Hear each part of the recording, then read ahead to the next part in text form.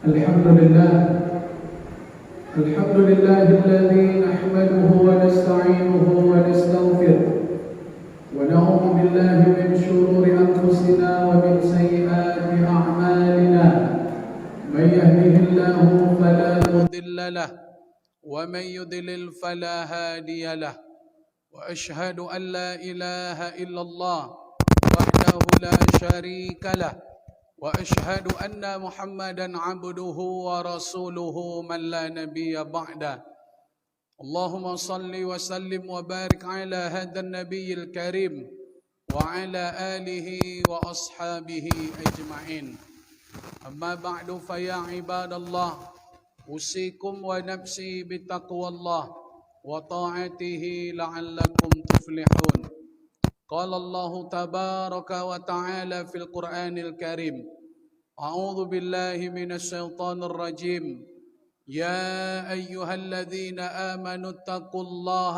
حق تقاته ولا تموتن إلا وأنتم مسلمون صدق الله العظيم. Saudara-saudara kaum muslimin, sidang jemaah salat Jumat yang dimuliakan Allah Subhanahu wa taala. Banyak saudara-saudara kita hari ini mereka sesungguhnya ingin hadir bersama kita menunaikan salat Jumat. Tapi apa yang terjadi? Allah cabut nikmat kesehatan pada diri mereka. Mereka saat ini sedang terbaring di rumah sakit sehingga tak dapat hadir bersama kita pergi menunaikan salat Jumat. Dan banyak saudara-saudara kita hari ini mereka di perjalanan, badan sehat, tapi mereka tidak dapat hadir karena ada kesibukan, suatu hal yang akan dikejar. Mereka berada dalam keadaan musafir, maka kesempatan mereka untuk hadir menunaikan salat Jumat tidak juga diberikan Allah. Kita yang hadir bukan hanya berbadan sehat punya kesempatan, tapi kita diberikan hidayah oleh Allah Subhanahu wa taala. Umur panjang, badan sehat, kita mendapatkan hidayah, maka ungkapan syukur dan puji di hari yang mulia ini adalah ungkapan yang mesti kita perbanyak kepada Allah Subhanahu wa taala dengan mengucapkan alhamdulillahi rabbil alamin. Mudah-mudahan sisa-sisa umur yang masih Allah berikan kepada kita hendaknya bisa kita pergunakan sebaik mungkin untuk memperbanyak bekal yang akan kita bawa mati meninggalkan dunia ini bertemu dengan Allah Subhanahu wa taala. Salawat dan salam Allahumma salli wa sallim wa barik ala Muhammad wa ala ali Muhammad. Allahumma salli wa sallim wa barik alaihi. Mudah-mudahan kita selalu istiqamah dengan Al-Quran dan Sunnah yang ditinggalkan oleh beliau. Kita berharap di akhirat nanti kita ingin mendapatkan syafaat dari Nabi Muhammad sallallahu alaihi wasallam. Amin Allahumma amin. Ma'asyiral muslimin, sidang jemaah salat Jumat yang dimuliakan Allah Subhanahu wa taala. Suatu hari malaikat Jibril datang kepada baginda Rasulullah sallallahu alaihi wasallam. Hal ini dimuat oleh Imam Tabrani di dalam kitabnya Mu'jam Al-Awsat dan juga diriwayatkan di dalam kitab Al-Hilyatul Awliya oleh Imam Abu Nu'aim. Ternyata malaikat Jibril suatu hari datang kepada Nabi memberikan kabar, sekaligus kalau ini disebut dengan gertakan. Gertakan ini sesungguhnya bukan untuk beliau, karena Nabi Muhammad itu ketaatannya luar biasa. Beliau sudah dijamin masuk surga. Amal beliau tak tertandingi. Lalu kenapa Khatib sampaikan? Karena gertakan malaikat Jibril ini sesungguhnya untuk kita umat Nabi Muhammad sallallahu alaihi wasallam. Ya Muhammad, wahai Muhammad, isma syi'ta, hiduplah sesukamu hidup di dunia. Hiduplah sesuka kalian di dunia ini. Mau hidup seperti apa kalian di dunia?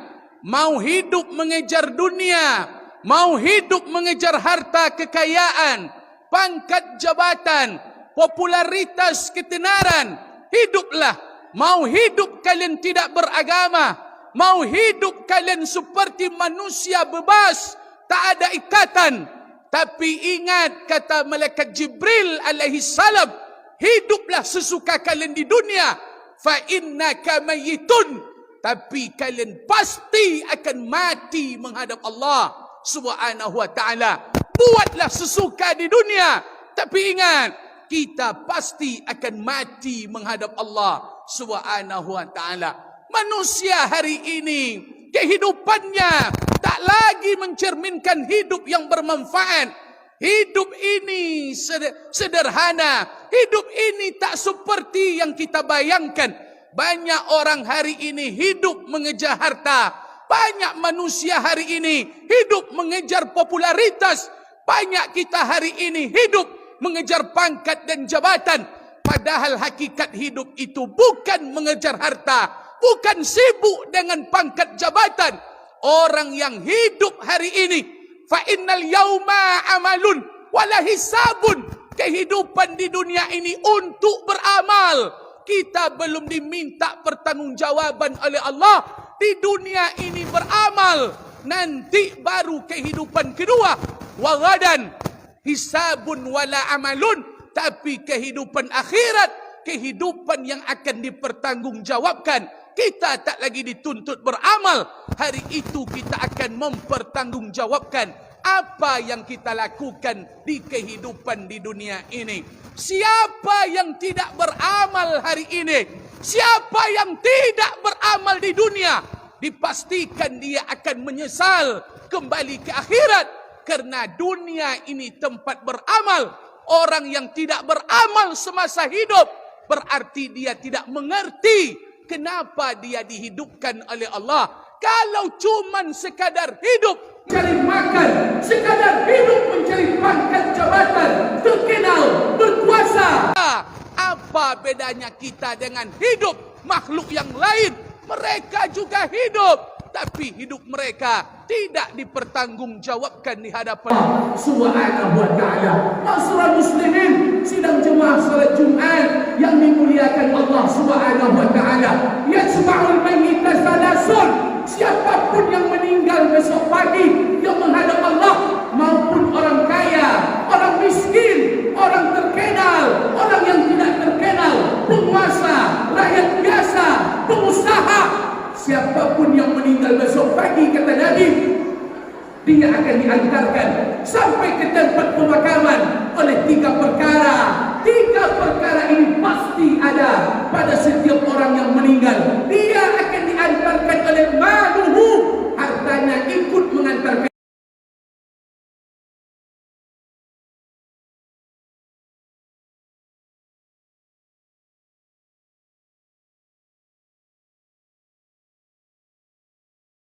Malam 1000 kali malam. Apa kata baginda Rasul? Fayaldi usnani. 2 perkara kembali balik ke rumah. 3 yang mengikuti, tapi 2 pulang. Apa yang pulang? Harta dan keluarga akan kembali ke tempatnya.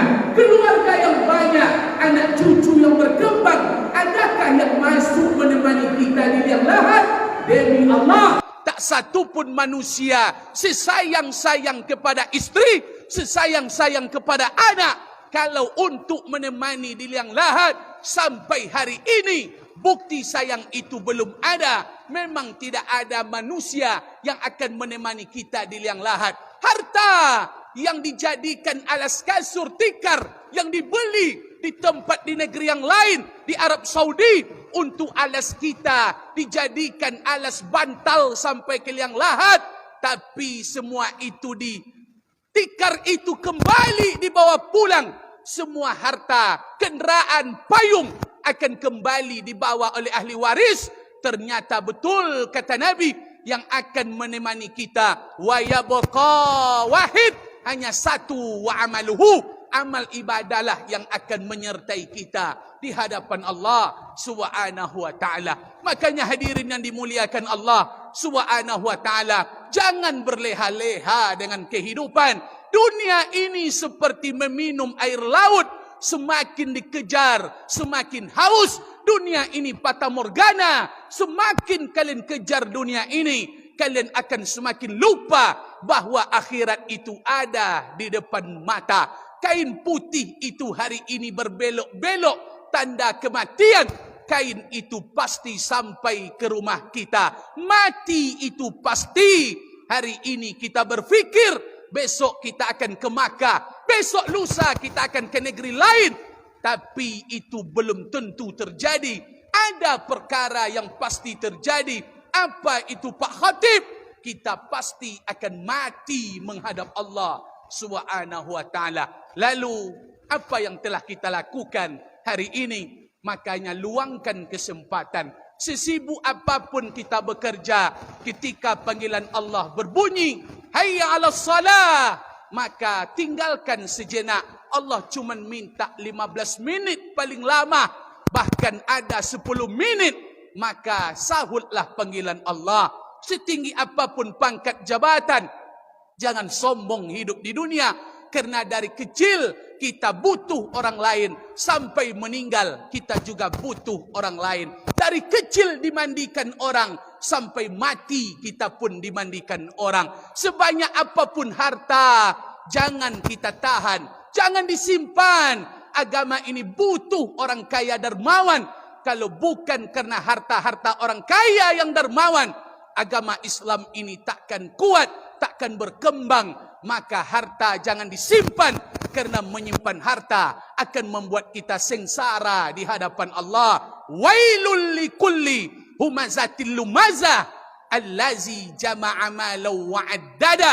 Celakalah siapa yang celaka, masuk neraka. Wail, orang yang suka menghitung-hitung harta, menyimpan, menghitung.